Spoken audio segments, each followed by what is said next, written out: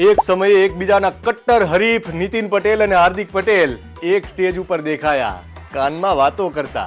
હતો સમાજનો કાર્યક્મ, પણ હસતા હસતા નેતાઓ ઉતરી ગયા વિકાસની હરીફાઈમાં. તો કડીને પણ ટક્કર મારે એવી અમે વિરમગામ માંડલ દેત્રોજનો વિસ્તાર અમે ચોક્કસ બનાવીશું. વિરમગામની સરખામણી કડી જોડે કરે છે. મેં કીધું કડીથી પણ સારું બનાવો, અમારો તમને પૂરેપૂરો સમર્થન છે, સહયોગ છે. હાર્દિકે અનામત આપવા બદલ નીતિન પટેલનો આભાર માન્યો, તો નીતિનભાઈએ હાર્દિકને મંત્રી બનવાની શુભકામના આપી દીધી. પહેલું સ્ટેજ મંત્રીનું આવે, એટલે પહેલા મંત્રી બને એવી આપણે બધા ઉમિયા માતાને પ્રાર્થના કરીએ. પછી બીજું સ્ટેજ જ્યારે આવે ત્યારે આવે.